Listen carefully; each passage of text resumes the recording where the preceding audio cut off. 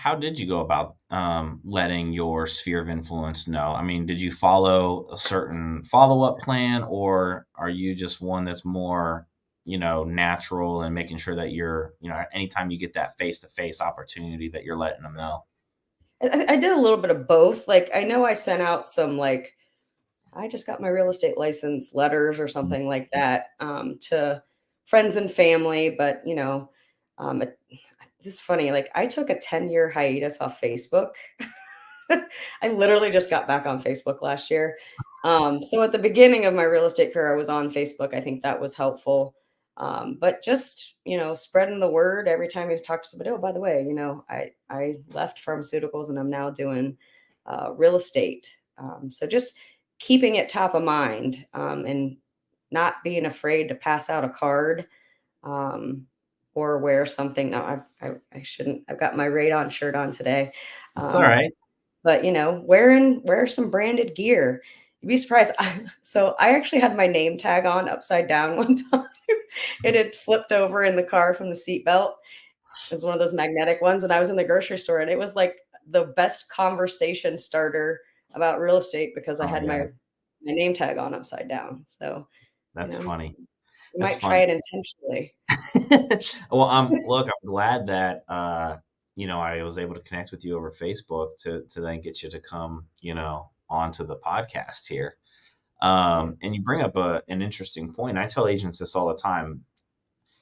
I don't believe you have to focus on real estate in order to be successful in this business.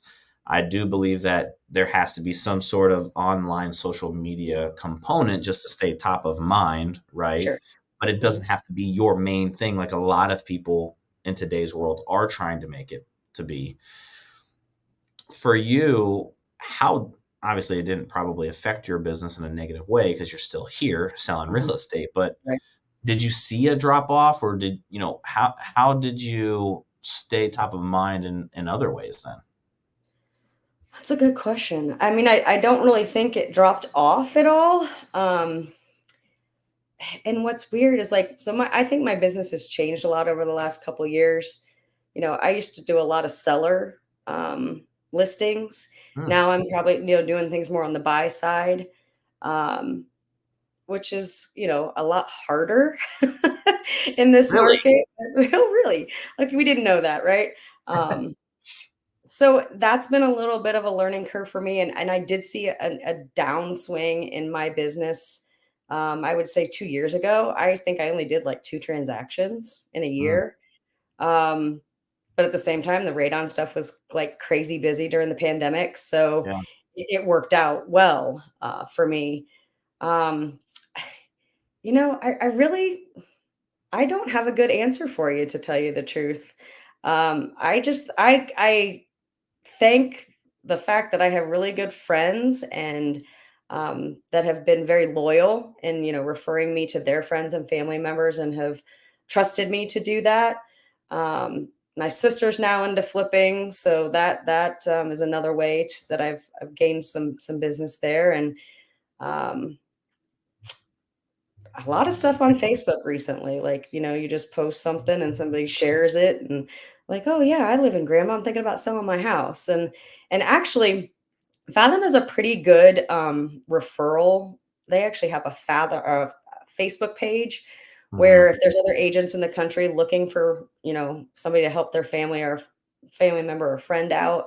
And I've grabbed some great referrals from that. And I don't mind throwing them a little bone back. yeah, And it's actually, a couple times there's been more than one transaction that has evolved from it. So, yeah. uh, Was the listing side focus intentional? no, just happened. It Just was not happened that intentional. way? Yeah, everybody's like, Yeah, my house is too small, or we want to move out to the country, or whatnot. So yeah. And the radon side of the business, that was kind of at the same time of everything, right?